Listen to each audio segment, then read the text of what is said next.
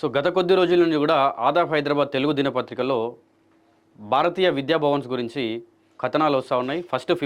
మార్చి 17న మన పేపర్లో ఒక ఫ్రంట్ పేజ్లో పెద్ద ఆర్టికల్ వచ్చింది. భారతీయ విద్యా భవన్స్లో ఏం జరుగుతుంది, అసలు దీని వెనుక ఎవరున్నారు అనేది.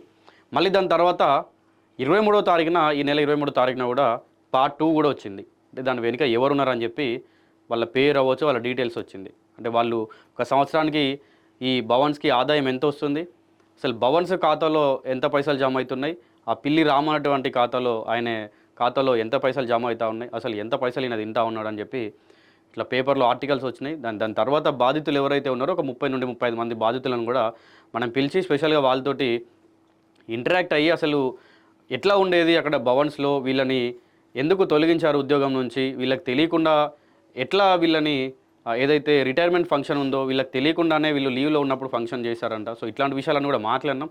సో ఎంత చదివినా ఎన్ని రోజులు చూసినా ఇది ఒడవని పురాణం అన్నట్టు ఒక కొత్త విషయాలు పిల్లి రామ్ గురించి అవ్వచ్చు, అట్లనే స్వప్న గురించి అవ్వచ్చు, ఇట్లా మనకు రోజుకొక కొత్త విషయాలు తెలుస్తూ ఉన్నాయి.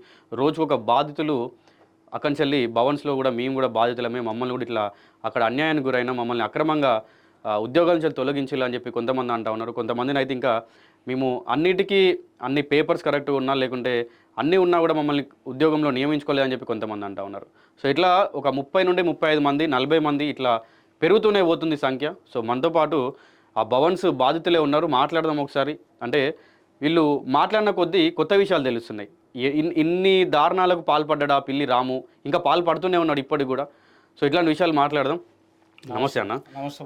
సో ఇప్పుడు మీరు ఇందాక నేను చెప్పినట్టు ఆయన గురించి రోజు ఏదో ఒకటి చెప్పినా కూడా ఇంకా కొత్త విషయం ఏదో బయటపడుతుంది. అండ్ మీరు ఇంకా ఇప్పుడు one of the director Ramanayya గారి గురించి కూడా చెప్తా ఉన్నారు. ఆయన కూడా యాక్షన్ తీసుకోలేని పరిస్థితిలో ఉన్నారన్నారు. రమణయ్య గారు 2019లో 2017లో జాయిన్ అయ్యారు సార్ జూనియర్ కాలేజ్ డైరెక్టర్గా. అక్కడ నుంచి అంతకుముందు భాస్కరరావు గారు అని సెక్రటరీగా ఉన్నారు. ఆయన తీసుకొచ్చి రమణయ్య గారిని డైరెక్టర్గా అపాయింట్మెంట్ చేశారు జూనియర్ కాలేజ్ వరకే. నెమ్మదిగా ఆయన మరణించిన తర్వాత స్కూల్లో డైరెక్టర్ గారికి కూడా ఈయన చేశారు. ఆయన ప్లేస్లో భాస్కరరావు గారి ప్లేస్లో జయలలిత శాస్త్రి గారు వైస్ చైర్మన్గా అపాయింట్మెంట్ చేయాలి. ఆయనే వీళ్ళిద్దరు కలిసి కొనసాగిస్తున్నారు, బాగానే కొనసాగిస్తున్నారు. కోవిడ్ వచ్చింది, 2020లో కోవిడ్ వచ్చింది. కోవిడ్ వచ్చిన తర్వాత ఆయన పూర్తిగా ఆరోగ్యపరంగా ఉన్నారు, ఈ పరిమితమయ్యారు. అంతకుముందు రమణయ్య గారికి కూడా మోకాలు ఆపరేషన్ అయింది. ఆయనకి బాగలేక ఆరోగ్యపరంగా ఒక సంవత్సరం రోజులు రాలేకపోయారు. అయినా కానీ ఆయన్నే శాస్త్రి గారు మీరే ఉండాలని చెప్పి పెట్టుకున్నారు. బాగా అయిన తర్వాత ఆ మధ్యలో పీరియడ్లో స్వప్న గారిని అపాయింట్మెంట్ చేశారు అడ్మినిస్ట్రేటివ్ ఆఫీసర్గా. వచ్చినాకనే అపాయింట్మెంట్ చేశారు. ఇంక ఈయన కంటిన్యూ అయ్యారు, బాగానే ఉన్నది, సవ్యంగా నడుస్తుంది. ఈయనకి ఆరోగ్యపరంగా కొంచెం సహకరించకపోతే అప్పుడు రమణయ్య గారు ఎక్కువ ఆఫీసర్ కదా, ఎక్కువ వర్క్ చేసేవాడు, బాగా చేసేటోళ్ళు. అది వరకు ఎంసీ వీళ్ళు ఇద్దరే ఉంటారు కానీ డైరెక్టర్లు గారు ఎవరూ లేరు. అంతకుముందు డైరెక్టర్లు 4 ఉండేది. ఒక్కొక్క శాఖలో ఒక్కొక్క డైరెక్టర్ ఉండేది. వీళ్ళు వచ్చిన తర్వాత డైరెక్టర్లు కానీ పూర్తిగా రానివ్వకుండా ఆపేశారు. వాళ్ళు కూడా అపాయింట్మెంట్ చేయాలి, మేము చేస్తామని చెప్తున్నారు వీళ్ళకి.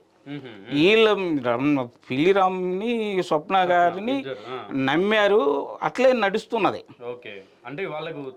తెలియదు, ఇవన్నీ తెలియదు, ఇద్దరికి తెలియదు. నమ్మకంగా ఉన్నారు.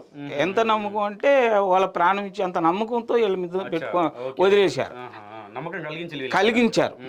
వీళ్ళు చేసే పనులన్నీ అక్కడ చెప్పేదొకటి, ఇక్కడ చేసేదొకటి, ఏం లేదు, సంబంధం ఉండదు. నాకు స్వయానికి జరిగింది, నారాయణ గారికి జరిగే సంబంధం జరిగింది, ఇంజనీర్ గారికి అట్నే జరిగింది. అక్కడ ఆయన మీద చెప్పేది ఒకటి, ఇక్కడ జరిగేది ఒకటి. అట్లా వీళ్ళ ఉద్యోగాలకు మాకు ఇబ్బంది కలిగించారు, తొలగించారు కూడా. నారాయణ గారు ఏమన్నారు, నాకు పర్మనెంట్ చేస్తారని చెప్పి సంతకం పెట్టించుకున్నారు. ఆయన తర్వాత 1 గంట తర్వాత చెప్పించారు ఆయన తీసేసినట్టు. ఆయన లబోదిబ్బమని పాపం ఆయన వెళ్ళిపోయాడు. శ్రీనివాసరావు గారు ఆయన బిల్డింగు కన్స్ట్రక్షన్ జరిగింది అక్కడ హాస్టల్లో, బాయ్స్ హాస్టల్ ఉండింది. బాయ్స్ హాస్టల్ కన్స్ట్రక్షన్ జరిగింది. 70 లక్షలు 60 లక్షలు పెట్టి కన్స్ట్రక్షన్ చేయాలి.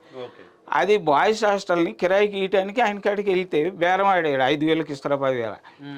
అది అట్లా కాదు, దానికి ఒక రేటు ఉంటుందంటే ఆయన ఆ పగతోటి పైగా చెట్లు నరుకుతున్నారు, అది నరకటం కాదని చెప్పి ఆ పగతోటి ఆయన ఉద్యోగం తీసేశారు.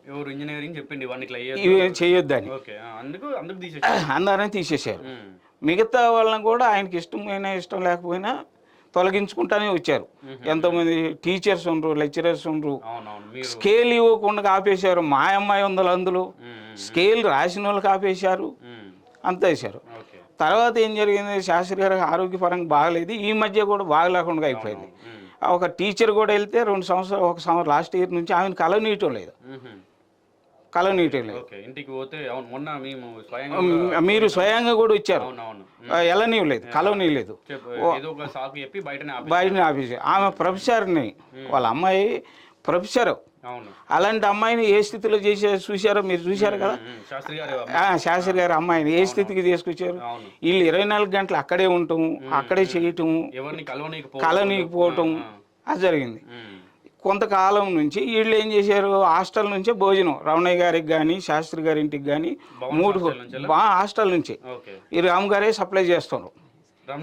రమణయ్య గారికి శాస్త్రి గారికి ఇద్దరికి 3 పూటల భోజనం. ఆ విషయంలో రమణయ్య గారు ఏం మాట్లాడలేకపోతుండ్రు, ఏం విషయంగానే యాక్షన్ తీసుకోలేకపోతున్నారు.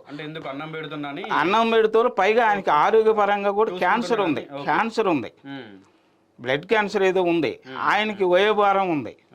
వయోభారం మీద ఆయన ఏం చేయలేని పరిస్థితుల్లో ఉన్నారు. లేకపోతే 2 months నుంచి వాళ్ళ మీద ఇలాంటి నిందలు వస్తుంటే ఎవరైనా ఆఫీసర్గా ఉన్నావో యాక్షన్ తీసుకొని తర్వాత ఎంక్వైరీ పెట్టాలి, తగిన చర్య తీసుకోవాలి. ఇప్పుడు వరకు తీసుకోలేదంటే ఆయన వయోభారం మీదనే తీసుకోవటం. ప్లస్ పాయింట్ కూడా అయింది రాముకి. పాపం ఎంతోమంది మేము చెప్తుంటే ఇప్పుడు అందరూ బయటకు వస్తున్నారు, మా ఉద్యోగాలు తీసేశారని. మేము ముందుకు వచ్చినాం కాబట్టి వాళ్ళు కూడా మేము వస్తామని చెప్పేసి అంటున్నారు. మీడియా వాళ్ళు కూడా మాట్లాడాలని చాలామంది ఫోన్లు చేస్తున్నారు. అయినా వీళ్ళకి తగిన విధంగా తీసుకొని రమణయ్య గారిని కూడా పక్కగా జరిపి, ఆయన ఇప్పుడు చేయలేని పరిస్థితుల్లో ఉన్నాడు. ఇప్పుడు ఆయనకి ఇంకేం చేశారు, వీసీ గారు మంచాన పడిన తర్వాత ఈయన సెక్రటరీ అని ఒక పోస్ట్ క్రియేట్ చేశారు వీళ్ళిద్దరు కలిసి. క్రియేట్ చేసి అందరికి సర్క్యులర్ చేశారు. యాక్చువల్గా బాంబే వాళ్ళు చేయాలి ఈ పని.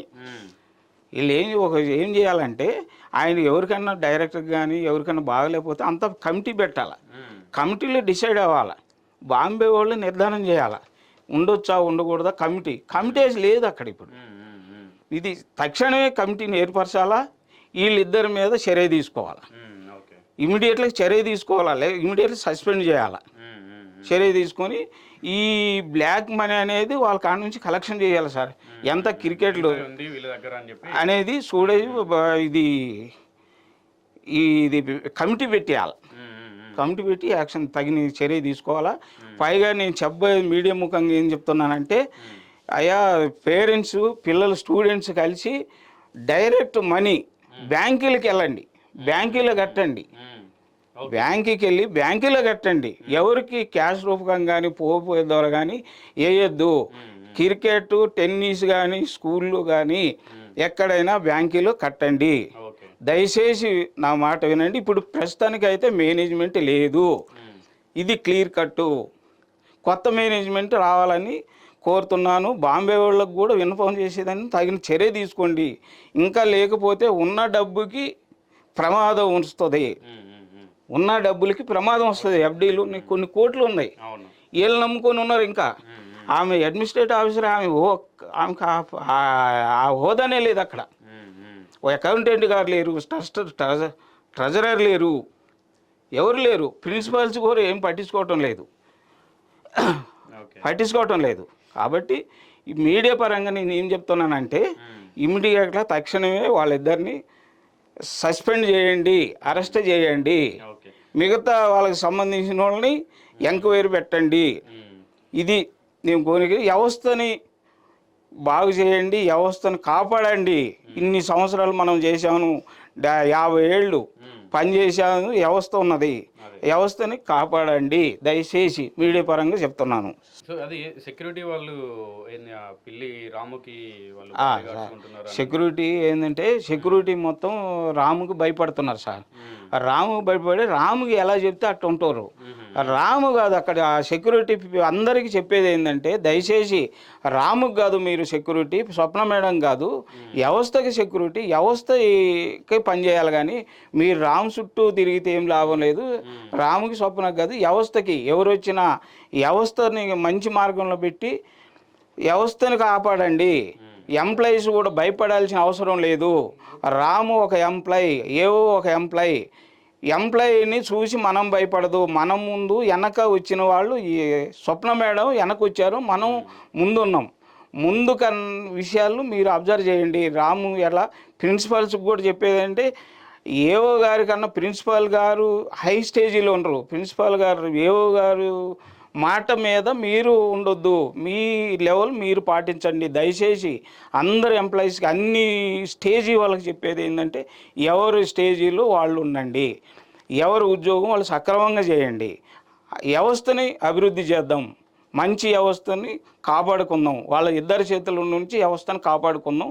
అందరూ ఎంప్లాయీస్ మేల్కోండి, ధైర్యంగా ఉండండి, మీ ఉద్యోగాలు ఎక్కడికి పోవు. అది నేను దయచేసి నేను చెప్పేది ఒకటే, వ్యవస్థను కాపాడదాం.